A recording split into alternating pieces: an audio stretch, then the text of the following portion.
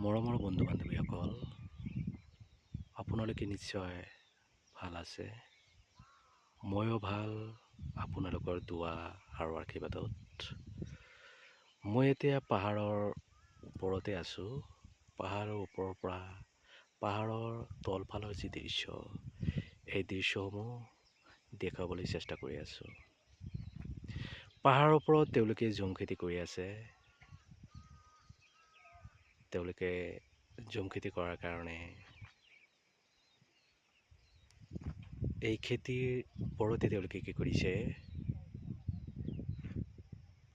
ঘৰ সাজিছে। চাওক, এইটো ঘৰ আৰু চাৰিওফালে পাহাৰ। এইবোৰ দৃশ্য দেখিলে মন একেবাৰে মোহিত হৈ পৰে। খুবেই ভাল লাগে। দেখিবলৈ ধুনীয়া, মনোমোহা ঠাই, কোলাহল পৰিৱেশ। মনটো কিয়বা যেন ভাল লাগি যায়। প্ৰকৃতিৰ যি অপৰূপ দৃশ্য, সঁচাকৈয়ে মনোমোহা। নেদেখাজনে কেতিয়াও কল্পনা কৰিব নোৱাৰিব। যিজনে এনেকুৱা ঠাইত আহিছে, যিসকলে দেখিছে, তেওঁলোকে নিশ্চয়কৈ উপলব্ধি কৰিব পাৰিব আচলতে মুহূৰ্তবোৰ কেনেকুৱা। মৰমৰ বন্ধু বান্ধৱীসকল, নিশ্চয় আপোনালোকৰ ভালেই লাগিব। পাহাৰৰ যি দৃশ্য, এই দৃশ্যবোৰ দেখি। মই যিটো ঠাইত আছোঁ, এইটো এটা পাহাৰ। পাহাৰৰ সেই মোৰ সন্মুখৰ ফালে সেইবোৰো পাহাৰ।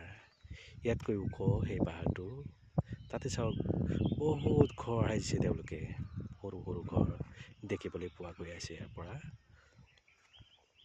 তেওঁলোকৰ এটা নিয়ম কি নাজানো, আমাৰ ইফালে নহয়। তেওঁলোকে খেতি কৰিবলৈ ল'লে যিখিনি ঠাই যিসকলে দখল কৰিছে, নিজৰ কব্জাত লৈছে, সেইখিনি ঠাইত তেওঁলোকে এটা এটাকৈ ঘৰ সাজে। আৰু চাৰিওফালে কি কৰে, তেওঁলোকে বাঁহেৰে বাউণ্ডেৰী দিয়ে।